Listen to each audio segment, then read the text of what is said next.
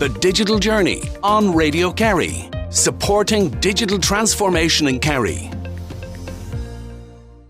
Fionnuala, thanks for joining me on the show. No bother at all, Amber. Thanks for reaching out.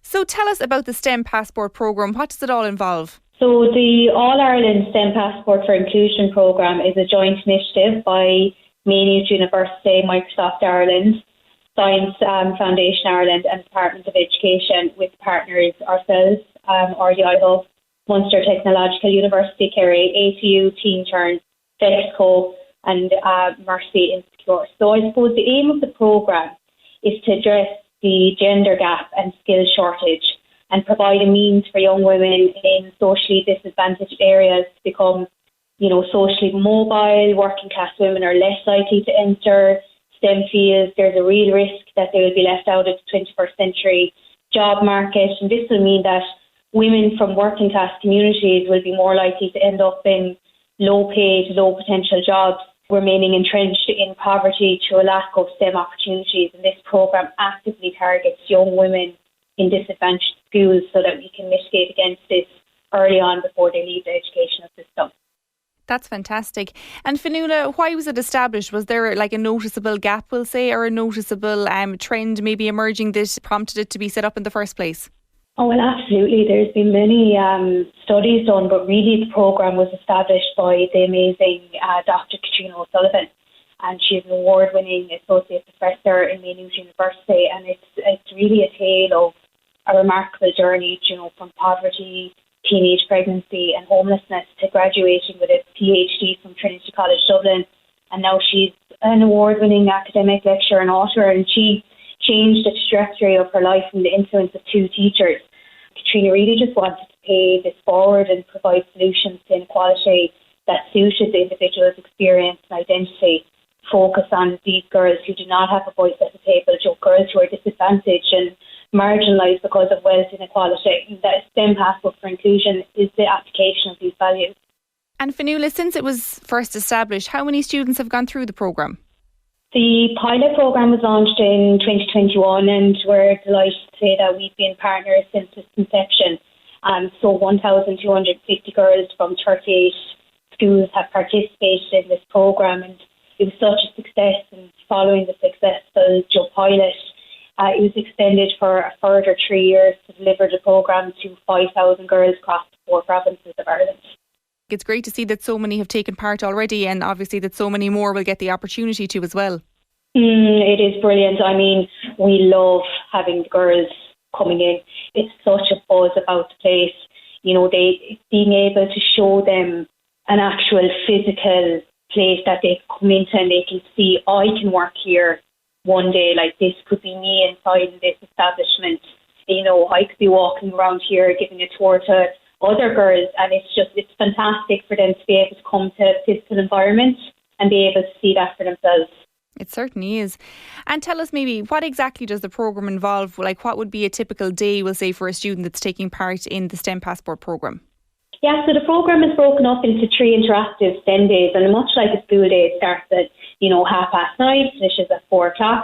And the first day will involve a fun icebreaker, a 30-second game. This is then followed by computational thinking activities, an introduction to data science and data, how it's used in everyday life. And across the 3 days, there's also an hour of mentoring with women and men working in the STEM industry and acting as role models.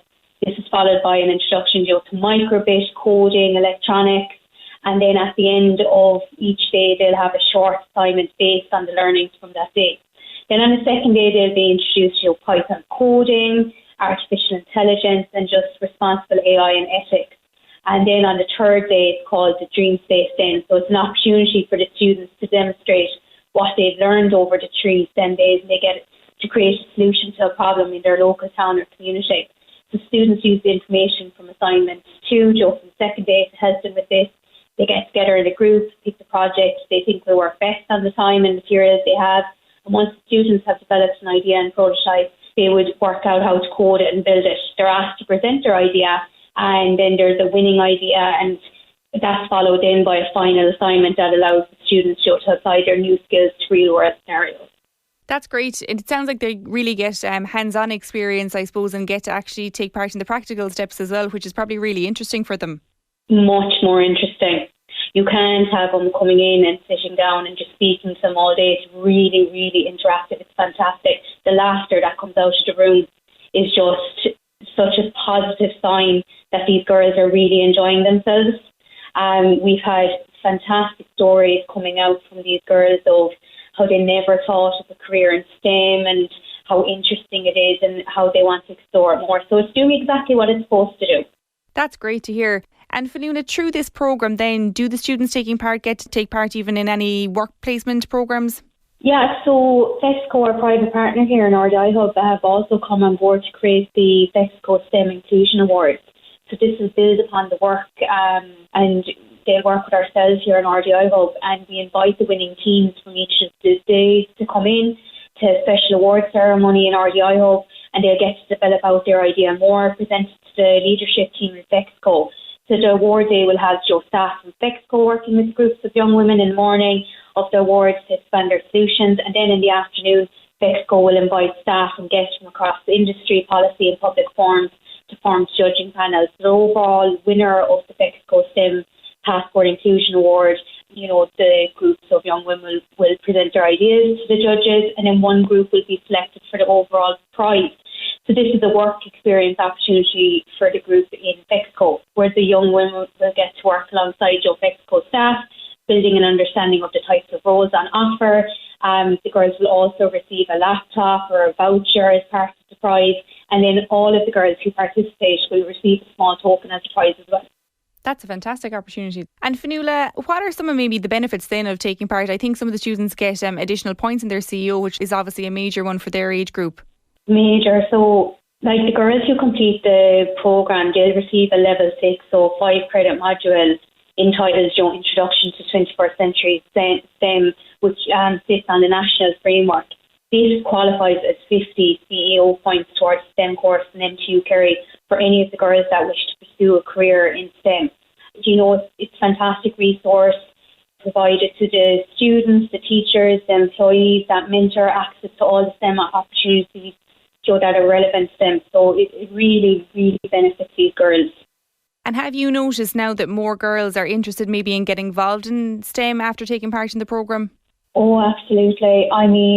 76% of students said they're now considering a career in STEM due to participating in the STEM Passport programme.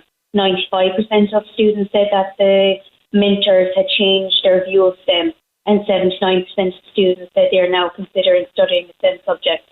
There is a story now that we have. This girl, she came down, she was so nervous that her mom had to drop her down. She was coming from TIP for all of her lab days, and she was supposed to take over her family's bakery. And much to the dismay now of her mother and father, she's decided that she's going to instead do a STEM course in MTU, these are the kind of stories that we want to hear, and this is the kind of impact that we want from this programme.